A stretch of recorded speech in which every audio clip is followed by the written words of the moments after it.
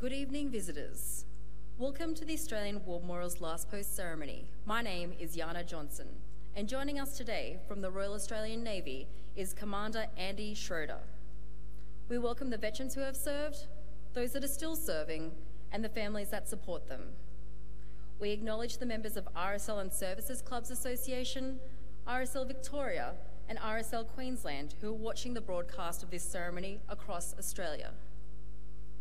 We also welcome members of 429 Squadron AAC cadets from Queenscliff, Victoria, who are joining us for this evening's ceremony.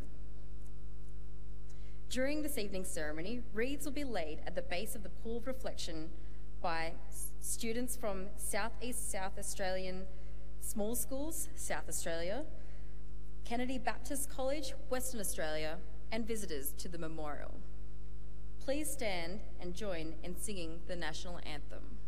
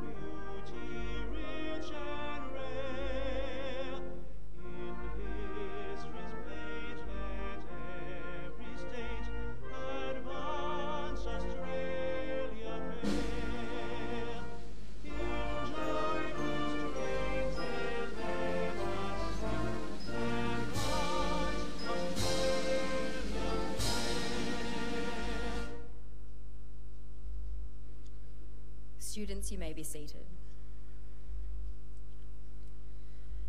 The Australian War Memorial was the vision of Charles Bean, Australia's First World War official historian. Bean landed with the Australian troops on Gallipoli and stayed with them at the front through to the end of the war. The idea of this national memorial and museum came to him at Pozières, France, in the depths of the bloody fighting of 1916. Bean's idea was that this would be a place where families and friends could mourn loved ones buried in faraway places. It would also be a place that could help all Australians understand what these men and women had endured and what they had done for us. Bean's vision, to which he remained true, is best expressed as inscribed in the entrance to the memorial's galleries. Here is their spirit, in the heart of the land they loved. And here we guard the record which they themselves made. Tonight, we'll read the story behind just one of those on the Roll of Honour, which lists the names of more than 102,000 men and women who have given their lives for us in war and operations for more than a century. But first we present a lament, Flowers of the Forest. Wreaths or floral tributes will now be laid at the base of the Pool of Reflection.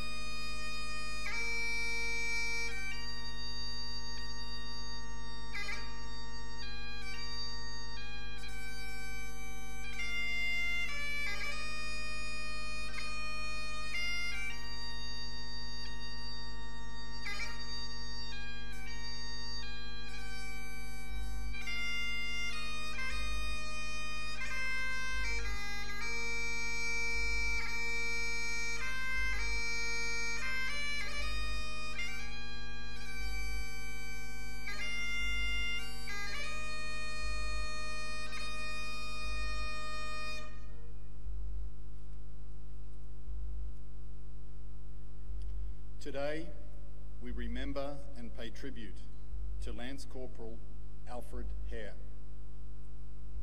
Alfred Hare was born in Bendigo, Victoria, around 1881. Little is known of his early life. At some point, he moved to Western Australia, where he lived near the small village of Moora, not far from his brother Frederick.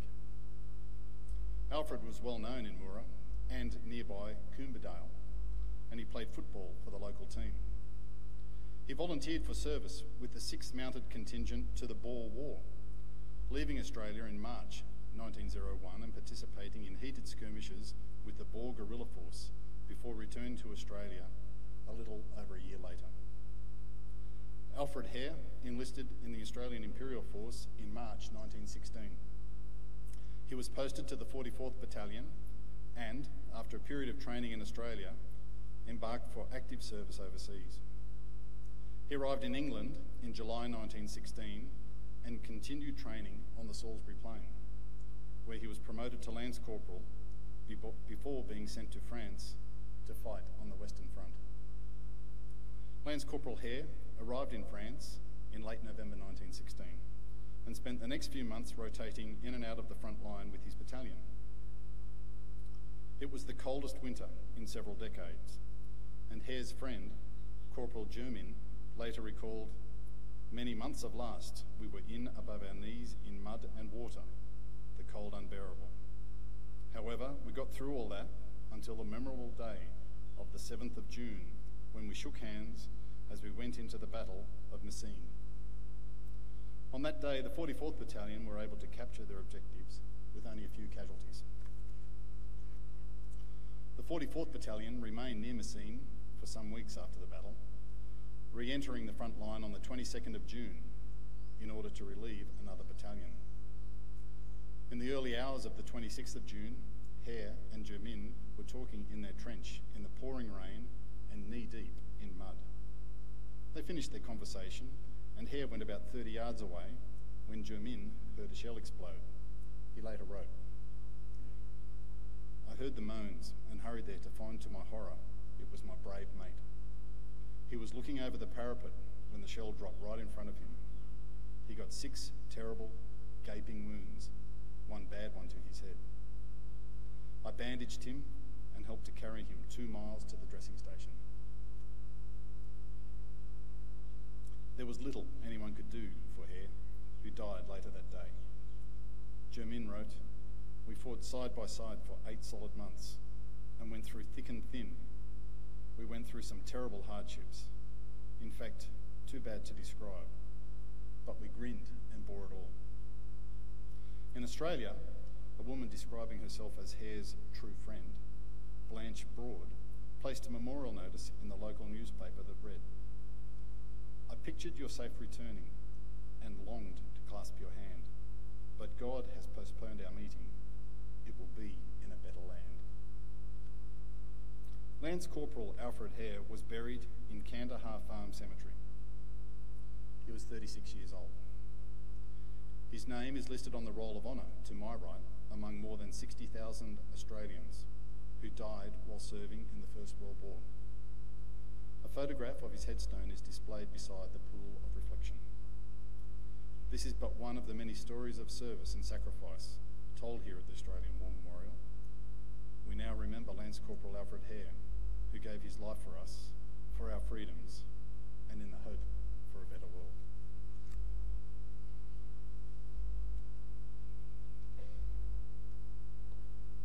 Please stand for the reading of the Ode and the sounding of the last post.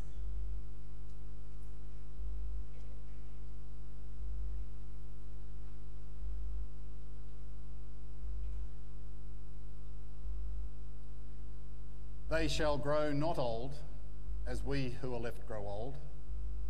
Age shall not weary them, nor the years condemn. At the going down of the sun, and in the morning, we will remember them.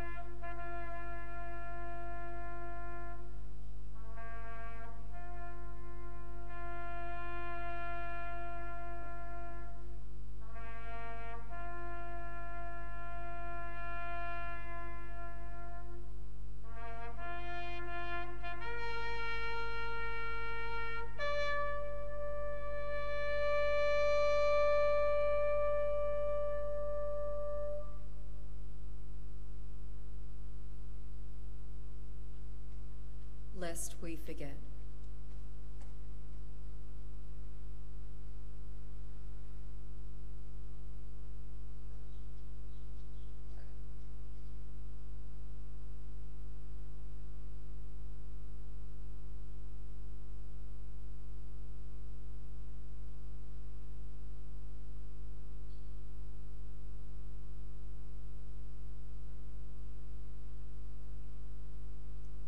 We leave you this evening with the words of the memorial's founder, Charles Bean. Many a man lying out there at Pozier or in the low scrub at Gallipoli with his poor tired senses barely working through the fever of his brain has thought in his last moments, well, it's over. But in Australia, they'll be proud of this. Ladies and gentlemen, girls and boys, that concludes the last post ceremony. We thank you for visiting the Australian War Memorial and wish you all a very good evening.